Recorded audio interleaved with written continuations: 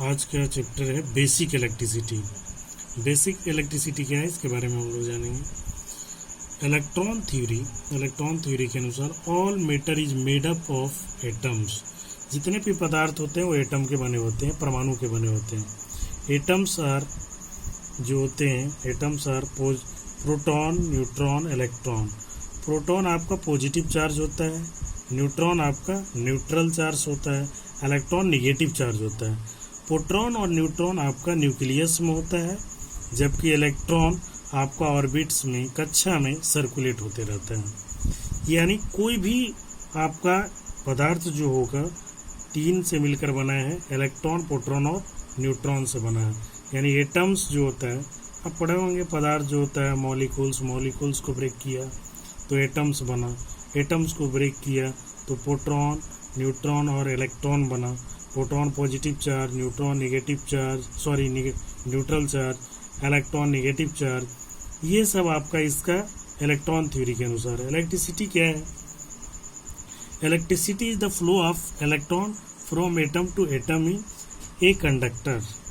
ये कहता है इलेक्ट्रॉन का फ्लो परमाणु, एक परमाणु से दूसरे परमाणु में होना आपका इलेक्ट्रिसिटी है, किसी कंडक्टर के द्वारा, किसी कंडक्टर में परमाणु से परमाणु के अंदर इलेक्ट्रॉन का प्रवाह क्या कहलाता है? इलेक्ट्रिसिटी कहलाता है, इलेक्ट्रिकल करंट कहलाता है। Flow of electrons is form of negative to positive. अब ये क्या कह रहा है? Flow of electron is from negative to positive. Electron का जो प्रवाह होता है नेगेटिव चार्ज से पॉजिटिव चार्ज की ओर होता है। अब इसमें क्या है? नेगेटिव चार्ज का मतलब क्या? An excess of electron is called negative charge.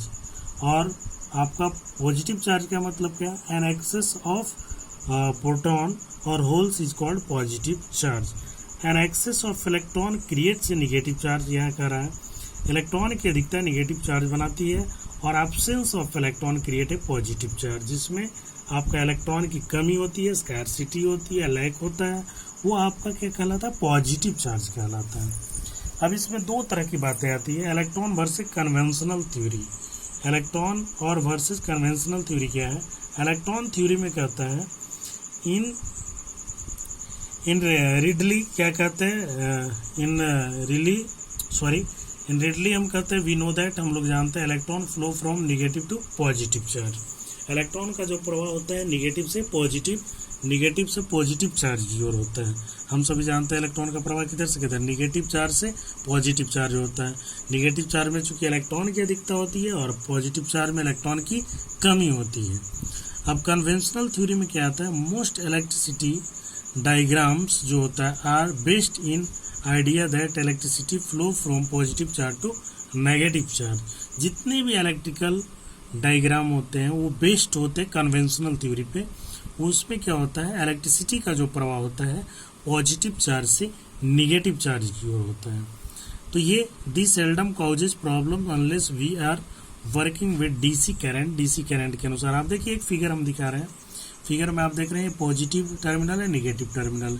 Negative terminal से इलेक्ट्रॉन का प्रवाह ये पूरे सर्किट में हो रहा है, जबकि कन्वेंशनल थ्योरी के अनुसार आपका धारा का जो प्रवाह है आपका किधर? कन्वेंशनल पॉजिटिव चार्ज से नेगेटिव चार्ज की ओर हो रहा है। ये आपका कन्वेंशनल थ्योरी है और ये आपका इलेक्ट्रॉन थ्योरी है। अब नेक्स्ट हम लोग देखते हैं इलेक्ट्रिकल सर्किट क्या है। A continuous conductor that provide path for the flows of electrons away from and back to the generator और सोर्स ऑफ करंट। ये क्या कर रहा है? आपका ये एक पाथ प्रोवाइड करता है इलेक्ट्रॉन को प्रवाहित होने के लिए। इसका सार यही है कि ये इलेक्ट्रॉन को प्रवाह करने के लिए एक जो पाथ प्रोवाइड होता है किसके द्वारा? एक कंटिन्यूअस कंडक्टर के द्वारा। तो वो पाथ ही हमारा इलेक्ट्रिकल सर्किट कहलाता है। फिर फिगर में एक छोटा सा फिगर देख लीजिए। यहाँ मान लो एक सेल है, या पॉजिटिव टर्मिनल, नेगेटिव टर्मिनल है। यहाँ पर हमने एक बल्ब को लगाया, तो यहाँ से आप देख रहे हैं इधर की ओर एक डायरेक्शन है, यानी और एक इधर से इधर की ओर डायरेक्शन। तो इलेक्ट्रॉन का फ्लो, अगर इलेक्ट्रॉन के हिसाब से देखें तो इलेक्ट्रॉन इधर डायरेक्शन से ऐसे प्रवाहित होगा। अगर धारा कन्वेंशनल थ्योरी के अनुसार से देखें तो धारा का प्रवाह इधर से इधर की ओर होगा और ये बल्ब का ग्लो होगा। तो ये जो पाथ प्रोवाइड हो रहा है ये पाथ हमारा क्या कहलाता है, इलेक्ट्रिकल सर्किट कहलाता है। अब टाइप्स ऑफ एनर्जी की बात करें, टाइप्स ऑफ एनर्जी बहुत तरह की, इलेक्ट्रिकल एनर्जी है, हीट एनर्जी है, एटॉमिक एनर्जी है, मैकेनिकल एनर्जी है। और ये क्या होता है, one form of energy can be converted into another's.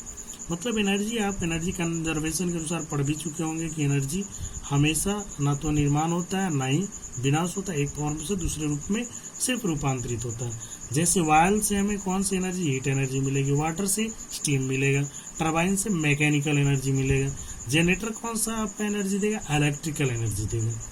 Vial से हमें हीट एनर्जी, वायल को अगर गर्म करेंगे, जलाएंगे, जो भी करेंगे हीट एनर्जी। वाटर से हमें क्या मिलता है, स्टीम एनर्जी, स्टीम से थर्मल एनर्जी मिलेगा। आपका टरबाइन से मैकेनिकल, टरबाइन चलेगा तो मैकेनिकल एनर्जी मिलेगा। जनरेटर से आपका इलेक्ट्रिसिटी मिलेगा, इलेक्ट्रिकल एनर्जी मिलेगा। There are variety of methods for producing the electricity through the chemical reaction in a battery. बहुत सारे ऐसे मेथड है जिसके द्वारा हम इलेक्ट्रिसिटी का निर्माण करते हैं। जैसे केमिकल रिएक्शन द्वारा, बैटरी में केमिकल रिएक्शन होता है, केमिकल रिएक्शन के बाद इलेक्ट्रिसिटी जनरेशन होता है। सेकेंड है, for large amount of electricity electromagnetic generator are used. और ह्यूज अमाउंट में इलेक्ट्रिसिटी के जनरेशन के लिए इलेक्ट्रोमैग्नेटिक जनरेटर्स का इस्तेमाल किया जाता है, जिसके द्वारा इलेक्ट्रिसिटी की उत्पत्ति होती है। अब इसमें आइए करंट क्या है। करंट देखते हैं, फ्लो ऑफ इलेक्ट्रॉन है। हमें ये देखिए आपका पॉइंट वाइज किया हुआ है। फ्लो ऑफ इलेक्ट्रॉन जो कहलाएगा आपका करंट कहलाएगा। Conventional current is in opposite direction. Conventional के अनुसार क्या है, आपका इलेक्ट्रॉन के प्रवाह के विपरीत दिशा में आपका करंट का प्रवाह होता है। आपका इलेक्ट्रॉन थ्योरी के अनुसार फ्लो ऑफ इलेक्ट्रॉन, इलेक्ट्रॉन के दिशा में ही धारा का प्रवाह होता है। ये इलेक्ट्रॉन के थ्योरी के मुताबिक है। लेकिन कन्वेंशनल थ्योरी के अनुसार conventional current is in opposite direction, यानी इलेक्ट्रॉन के प्रवाह के अपोजिट डायरेक्शन में धारा का प्रवाह होता है। नेक्स्ट है आपका हाई वोल्टेज से लो वोल्टेज। इसी तरह से ऊष्मा का प्रवाह हाई तापमान से, हाई टेम्परेचर से लो टेम्परेचर होता है। द्रव का प्रवाह हाई कंसंट्रेशन से लो कंसंट्रेशन की ओर होता है। उसी तरह से आपका करंट का प्रवाह हाई वोल्टेज से लो वोल्टेज की ओर होगा। करंट का जो आपका unit of current is ampere, ampere होता है करंट। इसका करंट का यूनिट क्या होता है, एम्पियर होता है। Current is measured by ammeter. अब कहता है करंट को मापने वाला जो इंस्ट्रूमेंट होता है वो क्या होता है, आमीटर होता है। आमीटर द्वारा क्या मापते हैं, करंट मापते हैं। और current always in series, current का जो कनेक्शन होता है वो आपका सीरीज में होता है, श्रेणी क्रम में होता है। पोलरिटी इन डीसी, जो करंट होता है पोलरिटी डीसी में ये पोलर पैदा करता है, प्लस और माइनस पैदा करता है। अब वोल्टेज की बात कर ले, वोल्टेज क्या है, हमने बेसिक इलेक्ट्रिसिटी की बात की है, तो इसमें सारे टर्म वन बाय वन हम इसमें डिफिनेशन जो है और इसका कॉन्सेप्ट है उसमें बताने की कोशिश कर रहे हैं। इसमें देखिए वोल्टेज क्या है, पोटेंशियल डिफरेंस। वोल्टेज का मतलब है potential difference, work done in moving a unit positive charge from a positive of lower to higher potential, यानी लोअर पोटेंशियल से हायर पोटेंशियल तक एक यूनिट पॉजिटिव चार्ज को ले जाने में जो कार्य करना पड़ता है वो आपका वोल्टेज कहलाएगा। यानी इकाई धनावेश को आपका लोअर पोटेंशियल से हायर पोटेंशियल तक पहुंचाने के लिए जो कार्य करना पड़ेगा वो आपका वोल्टेज कहलाएगा। Unit of voltage is volt. आपका यूनिट जो होता है वोल्टेज का क्या होता है, वोल्ट होता है। वोल्टेज का जो आपका मापने वाला इंस्ट्रूमेंट जो है वो वोल्ट मीटर है, यानी voltage is measured by volt meter connected across the sources. Volt meter हमेशा पैरेलल क्रम में जुड़ा होता है, सोर्स के अक्रॉस जुड़ा होता है। अब इसमें वोल्टेज के सोर्स के क्रम में सोर्स कैन बी, सोर्स होगा वोल्टेज का, सोर्स कैन बी क्या हो सकता है, बैटरी हो सकता है, मे बी डीसी जनरेटर हो सकता है, मे बी अल्टरनेटर हो सकता है। ये वोल्टेज की बात कर रहे हैं। वोल्टेज में कैन बी एसी और डीसी, कोई भी हो सकता है, आप ले सकते हो, एसी भी ले सकते हो, डीसी भी ले सकते हो। अब और इसका डेप्थ थोड़ा सा देखें। वोल्टेज कहता है equivalent to water tanks connected by pipe water flows. अब मान लो दो टैंक से, दोनों टैंकों को एक दूसरे में पानी को प्रवाह कराना है तो वहाँ पे हमें पाइप कनेक्ट करना पड़ता है। मान लो लोअर टैंक से हायर टैंक तक पहुँचाना है तो वहाँ पर पंप का इस्तेमाल करना पड़ता है। तो सेम यहाँ वोल्टेज भी वही कर रहा है। वोल्टेज भी क्या कर रहा है, आपका लोअर पोटेंशियल से हायर पोटेंशियल की ओर भेज रहा है, तो उसको भेजने में जो कार्य करना पड़ रहा है, वर्क डन करना पड़ रहा है, वो आपका वोल्टेज कहलाता है। Voltage provide the electrical pressure, voltage क्या दे रहा है आपका, इलेक्ट्रिकल प्रेशर दे रहा है, किसके लिए, that enable the current, current को प्रवाहित करने के लिए, इलेक्ट्रॉन को फ्लो करने के लिए, करंट को प्रवाहित करने के लिए, इलेक्ट्रॉन को फ्लो करने के लिए वोल्टेज इलेक्ट्रिकल प्रेशर को दे रहा है। Voltage is the difference in electrical pressure between 2 points in circuit, circuit के बीच के दो इलेक्ट्रिकल प्रेशर दोनों के बीच डिफरेंस पैदा करता है ताकि आपका धारा का प्रवाह हो सके। अब अगली हम बात करेंगे रेजिस्टेंस का, जिसको हम हिंदी में प्रतिरोध कहते हैं। Oppose the flow of current, resistance क्या प्रॉपर्टीज है, पदार्थ की प्रॉपर्टीज है जो आपका करंट के प्रवाह का विरोध करता है। रेजिस्टेंस का यूनिट इज ओम, रेजिस्टेंस की जो यूनिट होती है वो ओम होती है। रेजिस्टेंस को हम किस में मापते हैं, रेजिस्टेंस मेजर्ड बाय आपका ओम मीटर कनेक्टेड अक्रॉस इट, ये कनेक्टेड अक्रॉस इट होता है और ओम मीटर द्वारा हम रेजिस्टेंस को मापते हैं। रेजिस्टेंस क्या depends upon the types of material, area and length, resistance किन किन बातों पर निर्भर करता है, पदार्थ की प्रकृति पर, लंबाई पर, एरिया पर। आप आगे फॉर्मूला इसका पढ़ेंगे, R equal to rho L by A, आगे आपको पढ़ना होगा, जिसमें यानी रेजिस्टेंस लंबाई पर निर्भर करेगा, क्रॉस सेक्शनल एरिया पर निर्भर करेगा, पदार्थ की प्रकृति पर निर्भर करेगा। रेजिस्टेंस क्या कहता है, produce heat when current flow through it. अब रेजिस्टेंस जहाँ पर यूज किया है, जहाँ पर हम अगर धारा जबरदस्ती प्रवाहित कराएंगे तो वहाँ पर हीट का जनरेशन होगा। जैसे आप घर में आप हीटर का इस्तेमाल करते हैं तो वहाँ पर रेजिस्टेंस होता है, कोयल नाइक्रोम होता है, जिसमें आपका एलिमेंट जो होता है हीटर का वो आपका बना होता है रेजिस्टेंस, जिसमें हाई रेजिस्टेंस के कारण धारा प्रवाहित होती है तो उसमें हीट का जनरेशन होता है। आप इलेक्ट्रिक बल्ब का ही ले लीजिए, फिलामेंट जो होता है उसमें रेजिस्टेंस होने के कारण धारा प्रवाहित होगा तो वहाँ भी हीट का जनरेशन होता है।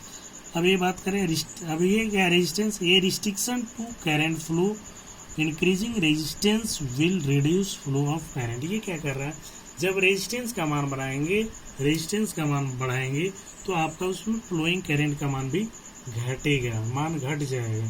जब मान लो अवरोध का मान बढ़ेगा, रेजिस्टेंस का मान बढ़ेगा, इंक्रीजिंग होगा तो आपका फ्लो ऑफ करंट का मान घटेगा। अब ओम्स नियम के अनुसार आप पढ़ चुके हैं, V directly proportional to I, V directly proportional to I, तो ये रिलेशन किसके बीच देता है, वोल्टेज के बीच देता है, करंट के बीच देता है। हमने जैसे तीनों बताया, करंट, वोल्टेज और रेजिस्टेंस, इनके बीच में ओम्स लॉ तीनों का रिलेशन दिया है, VIR, वोल्टेज, धारा और करंट, वोल्टेज, धारा और प्रतिरोध। तो ये तीनों के बीच का संबंध ओम्स लॉ देता है, V directly proportional to I, V equal to IR, R बराबर V बाई I। अब यहाँ R क्या है, रेजिस्टेंस ऑफ द सर्किट है, V क्या है, अप्लाइड वोल्टेज है और I क्या है, करंट इन एम्पियर है। तो ये ओम्स नियम के अनुसार हम पहले भी पढ़ा चुके हैं। ओम्स का नियम जो है, जो आपका किसी दो छोरों के बीच का विभवांतर उसमें प्रवाहित धारा के समानुपाती होता है, जो V directly proportional to I होता है, इसलिए V बराबर IR होगा। अब इसी क्रम में हम देख लेते हैं मटेरियल जो होते हैं। अब इसके हिसाब से कंडक्टर होते हैं, इंसुलेटर होते हैं, सेमीकंडक्टर होते हैं। तो कंडक्टर और इंसुलेटर की यहाँ बात करते हैं। हमने सेमीकंडक्टर पिछले क्लास में चर्चा कर चुके हैं। तो आपका कंडक्टर्स क्या कहता है, materials having low resistance to current flow. Conductors वो होता है, चालक वो होता है जिसमें धारा का प्रवाह आसानी से होता है। जब धारा का प्रवाह होगा तो उसमें क्या होगा, धारा का प्रवाह होने कब होगा, जब उसमें रेजिस्टेंस कम होगा। जहाँ पर रेजिस्टेंस कम होगा तो धारा का प्रवाह आसानी से होगा, तो वैसे मटेरियल आपका कंडक्टर कहलाएंगे। Conductors are used in electrical circuit to connect the component to another. अब ये क्या है, कॉपर है, एल्युमिनियम है। अब ये कंडक्टर्स क्या करते हैं, एक इलेक्ट्रिकल सर्किट को कनेक्ट करता है उसके कंपोनेंट्स दूसरे से, कॉपर हो गया, एल्युमिनियम का बना हो गया, ये सारे कंडक्टर्स हैं। इंसुलेटर की बात कर ले, material having high resistance to current flow. अब ये क्या कह रहा है, ये कह रहा है कि इंसुलेटर वे पदार्थ है जिसका रेजिस्टेंस हाई होता है, जिसके कारण धारा का प्रवाह आसानी से नहीं हो सकता है, वो इंसुलेटर कहलाते हैं। जैसे ग्लास हो गया, रबर हो गया, ड्राई एयर हो गया, आर इंसुलेटर, ये सारे इंसुलेटर हैं। तो हमने यहाँ ब्रीफ आपका डिस्क्रिप्शन किया बेसिक इलेक्ट्रिसिटी का। अगले क्लास में हम लोग इसकी विशेष चर्चा करेंगे। धन्यवाद।